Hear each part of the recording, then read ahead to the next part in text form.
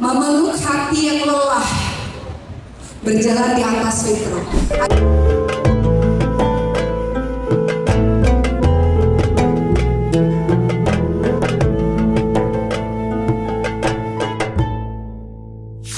Hari ini teman-teman semua, izinkan saya untuk menyampaikan satu ceramah. Saya diminta oleh panitia. Judul ceramahnya itu indah banget, memeluk hati yang lelah, berjalan di atas fitrah. Ada yang lelah menjalankan kehidupan? Banyak ya. Ini kelihatannya wajahnya berbinar-binar, bercahaya, padahal ujian hidupnya dahsyat. Ya Bu, bercahaya karena cahaya lampu ya. Hari ini izinkan saya untuk menyampaikan berbagai macam kisah-kisah kehidupan dari orang-orang terdahulu dan bagaimana mereka bisa menjalankan kehidupan dengan begitu luar biasa, dengan kesabaran, dengan keteguhannya. Sebelum saya mulai, Ibu sekalian, saya ingin menyampaikan kepada kita semua surah Al-Baqarah ayat ke-155 yang mengingatkan kepada kita semua bahwa dalam kehidupan ini pasti tidak akan pernah lepas yang namanya ujian. Ibu-ibu kalau nggak mau dapat ujian, gimana caranya? Mati aja. Jadi selama kita hidup, maka selama itu pula akan datang ujian silih berganti dalam kehidupan kita, karena setiap hambanya Allah pasti di muka bumi ini akan diuji dengan yang namanya kekurangan, ketakutan, kehilangan. Pernah merasa kekurangan dalam kehidupan? Kurang apa? Kurang uang? Kurang kasih sayang? Kurang apa? Kurang bersyukur. Ya, jadi dalam kehidupan kita Allah akan menguji kita dengan kekurangan, dengan kehilangan, dengan ketakutan, itu pasti. Teman-teman lihat dalam surah Al-Baqarah ayat ke-155, Allah Subhanahu wa taala berfirman, A'udzu billahi minasyaitonir rajim, wa lanabluwannakum bisyai'in minal khawfi wal ju'i wa naqsin minal amwali wal anfusi wath thamarati wa basyyiris sabirin alladzina idza asabatuhum musibatun qalu inna lillahi wa inna ilaihi raji'un. Permulaan ceramah saya pada hari ini diawali dengan surah Al-Baqarah ayat 155 sampai 156. Allah Subhanahu wa taala berfirman, dan kami pasti akan menguji kamu dengan sedikit ketakutan, kelaparan, kekurangan harta, kekurangan jiwa, dan kekurangan buah-buahan. Namun beritakan kabar gembira untuk orang-orang yang sabar. Siapakah mereka? Orang-orang yang ketika ditimpa musibah, ditimpa ujian, dia mengucapkan inna lillahi wa inna ilaihi raji'un, yang artinya sesungguhnya kami milik Allah dan hanya kepadanya lah kami kembali. Perkataan ini sangat penting Bu. Sesungguhnya kami ini milik Allah dan hanya kepada Allah lah kami kembali. Kadang-kadang banyak hal terjadi dalam kehidupan kita bertubi-tubi. Lalu ada 4 jenis manusia. Jenis manusia yang pertama adalah manusia yang marah kepada Allah. Pernah marah nggak sama Allah? Pernah nggak Bu? Kenapa sih hidup saya kok gini banget sih ya Allah? Belum kelar satu masalah, datang masalah lagi. Kenapa sih saya diberikan sakit sedemikian parah? Kan saya udah sholat, puasa, haji. Kenapa mereka yang nggak taat padamu kau beri kehidupan yang bahagia ya Allah? Kenapa sih ya Allah ekonomi saya susah, jadi orang miskin terus menerus, hutang banyak di mana-mana? Kenapa ya Allah saya sudah jadi orang baik saya dikhianati?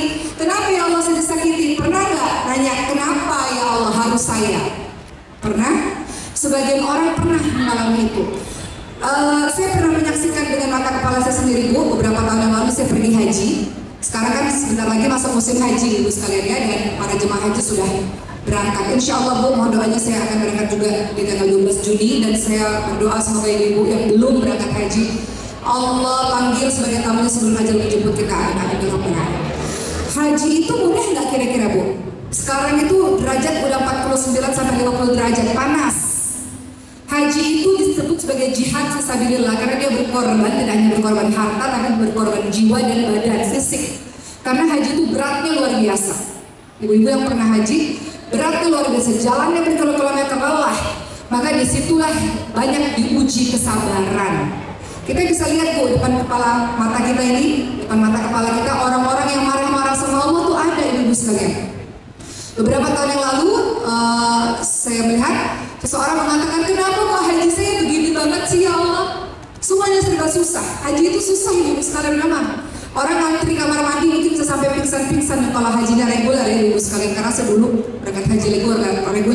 jalan sampai mungkin 10 km lebih itu sangat lelah. Jadi benar-benar menguji kesabaran kita. Beberapa orang marah kepada Allah SWT dan mengatakan, kenapa sih ya Allah kok nggak berhenti ujiannya sampai tanah suci masih ada ujian dan sebagainya. Di antara kita, kalau kita jujur, pernah nggak marah sama Allah Subhanahu Wa Taala? Saya bergabung dalam ibu-ibu komunitas anak dengan kelainan langka karena alhamdulillah anak saya sendiri nomor 4 punya kelainan langka. Jadi saya bergabung pada ibu-ibu. Saya mewawancarai kurang lebih 100 ibu teman-teman semua, hampir 100 ibu.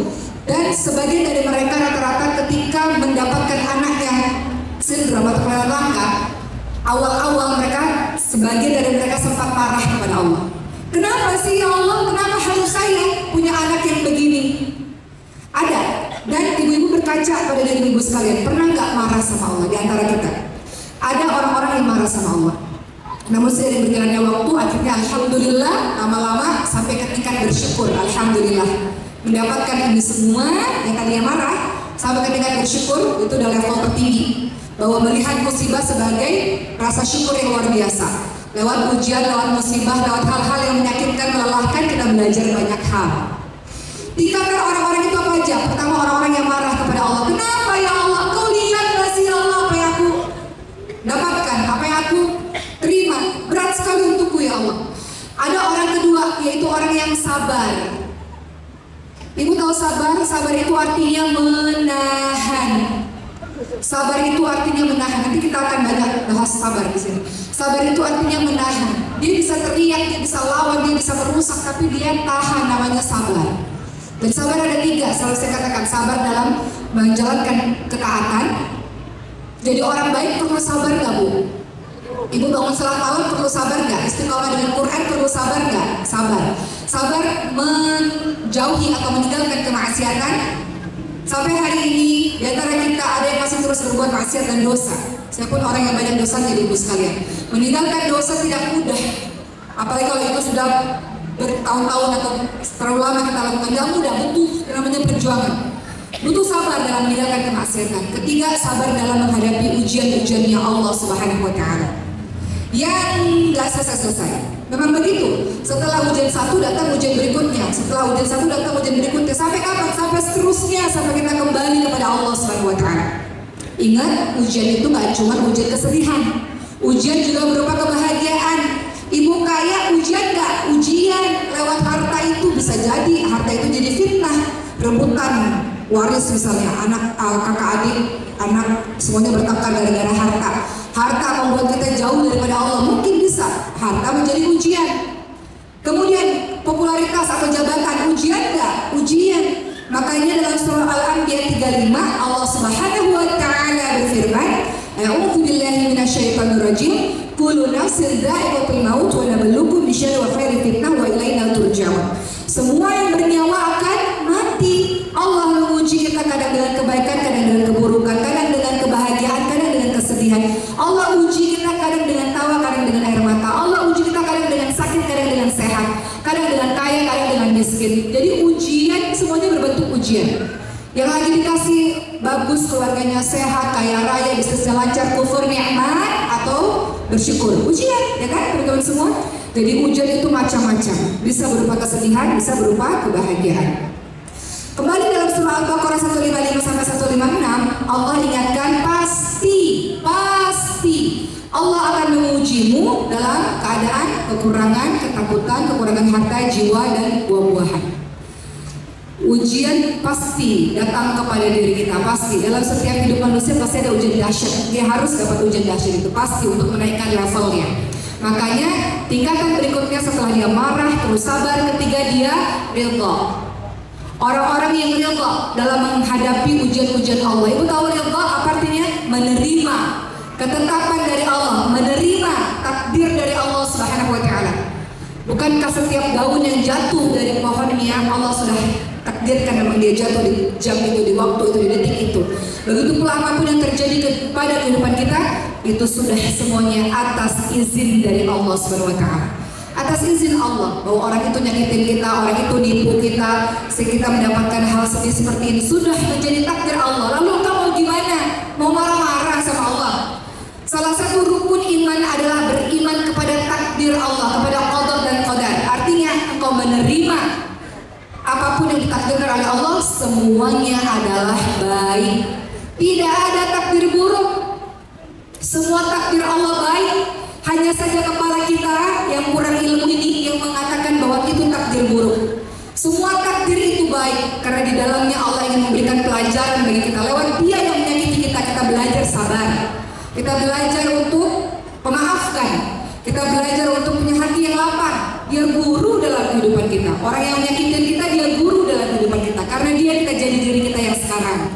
Karena Dia kita jadi kuat seperti yang sekarang. Alhamdulillah ala kulli hal.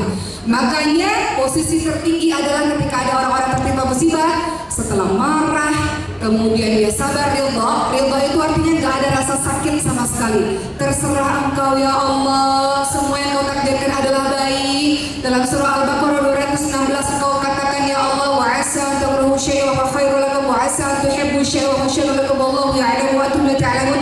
Boleh jadi apa yang kamu tidak suka itulah yang terbaik untuk kamu. Kalau saya boleh milih, saya pengen anak saya sehat, Bu. Sama seperti kakak-kakaknya, atau sama seperti anak-anak ibu sekalian. Susah. Kalau dibilang harus, kalau anak-anak lain kan otomatis bisa jalan, bisa bicara otomatis. Anak-anak yang kelainan langka kan butuh perjuangan, Bu. Susah gak? Susah. Bolak-balik ke rumah sakit susah gak? Susah. Banyak air matanya, banyak juga. Kalau boleh milih ya pengen pilih yang sehat. Tapi kata Allah, boleh jadi apa yang kamu gak suka, itulah yang terbaik untuk kamu. Memang kamu harus jalanin itu supaya kamu ngerti artinya bersyukur, supaya kamu ngerti artinya sabar, supaya kamu ngerti artinya tangguh, tetap berjalan apapun yang terjadi, jalan, maju terus. Kalau saya nggak dapat anak saya dengan kelainan langka, saya biasa aja Bu, lihat orang anak-anak kecil nangis, anak-anak kecil jalan, normal, semua manusia begitu. Setelah saya tahu untuk jalan aja butuh terapi ratusan kali dengan besi-besi, dengan tangisan air mata, dengan obat dan suntikan dan segala macam.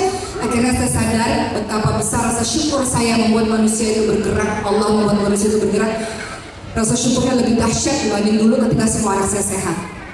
Jadi kadang-kadang memang harus digituin dulu sama Allah supaya kita bisa belajar banyak hal. Maka tingkatan tertinggi yang keempat adalah ketika manusia-manusia ini ditimpakan ujian oleh Allah, dia bersyukur. Alhamdulillah ya Allah, alhamdulillah ala kulli hal ya Allah, alhamdulillah. Terima kasih ya Allah, terima kasih. Ibu lihat teman-teman di Gaza itu, apa yang mereka bilang? Alhamdulillah, alhamdulillah ya Allah, alhamdulillah. Lagi sakit, lagi pedih, lagi hancur semuanya, masih bersyukur kepada Allah Subhanahu wa Ta'ala. Jenis iman seperti apa ini teman-teman semua? Banyak orang-orang tertarik belajar Islam karena melihat teman-teman kita di Gaza kehilangan semuanya, kehilangan rumahnya, kehilangan saudara-saudaranya, kehilangan ayah ibu, masih alhamdulillah ala kulli hal. Coba kita ingat-ingat, pernah nggak kita bilang makasih ya Allah, terima kasih atas kejadian kemarin, ternyata bisa kuat ya, ternyata bisa bertahan ya, ternyata bisa melalui ya, bener nggak?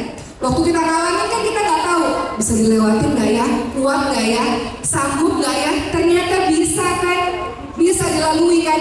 Artinya setiap ujian yang datang kepada kita, tenang aja akan selesai pada waktunya, tenang aja akan selesai. Kenapa? Karena Allah janjikan akan selesai. Teman-teman lihat surat Duha.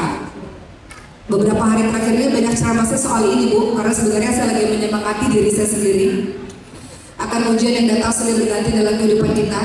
Percaya semuanya akan selesai. Jadi nangisnya gak perlu lama-lama, sedihnya gak perlu lama-lama, sakitnya gak perlu lama-lama, karena semuanya akan selesai di waktunya nanti. Siapapun yang sedang mengalami kesedihan itu, tema kita pada hari ini adalah memeluk jiwa yang lelah. Kadang-kadang capek kita, capek banget ya Allah, ujiannya gak kelar-kelar, capek ya Allah, ngejalanin semuanya capek. Tapi akan selesai, tenang aja teman-teman semua. Teman-teman lihat surat Duha. Ini surah yang sering teman-teman baca, tapi mungkin jarang kita tadabbur. Ini bukti bagaimana tenang aja. Kalau bahasa Inggris itu everything gonna be okay, semuanya akan baik-baik aja. Cuman Allah masih pengen lihat aja air matamu. Allah masih pengen, masih rindu aja engkau bangun sepertiga malam terakhir. Udah lama nih gak khusyuk sholatnya, gak khusyuk doanya, gak bangun tengah malam, udah lama. Allah masih pengen berlama-lama denganmu, dengan air matamu itu. Makanya Allah masih memberikan hal itu terjadi padamu sampai hari ini. Apapun itu teman-teman semua. Semua dari kita ujiannya beda-beda. Apa kata Allah dalam surat Duha ayat 3? A'udzu billahi minasyaitonir rajim wa wadda'aka rabbuka wa ma qala. Apa kata Allah SWT dalam surat Duha ayat 3? Tuhanmu tidak meninggalkan engkau dan Tuhanmu tidak membencimu. Kenapa engkau merasa kesepian? Kenapa engkau merasa sendiri? Engkau tidak sendiri teman-teman semua. Saya rasa ceramah saya ini akan relate bagi teman-teman yang saat ini lagi sedih ya, lagi menghadapi berbagai macam ujian-ujian, ataupun teman-teman yang saat ini lagi bahagia. Suatu hari nanti kau bersedih, maka mudah-mudahan ingat dengan ayat-ayat yang kita baca pada hari ini. Allah bilang surat Duha ayat 3. Apa kata Allah? Tuhanmu tidak meninggalkan engkau. Kenapa kau merasa sendiri? Kenapa kau merasa nggak punya siapa-siapa? Ada Allah yang selalu bersama dengan dirimu. Engkau nggak pernah sendirian. Engkau gak pernah kesepian. Kalau Allah itu penuh ada di hatimu, engkau akan takut teman-teman semua. Engkau akan merasa bahwa hidupmu akan baik-baik aja. Allah gak pernah meninggalkan dirimu. Engkau yang meninggalkan Allah. Saya yang ninggalin Allah, bukan Allah yang ninggalin kita. Bukankah Allah akan selalu ada untuk kita dan tolong kita dan semuanya akan baik-baik aja? Ya Allah, kau bikin aku bahagia.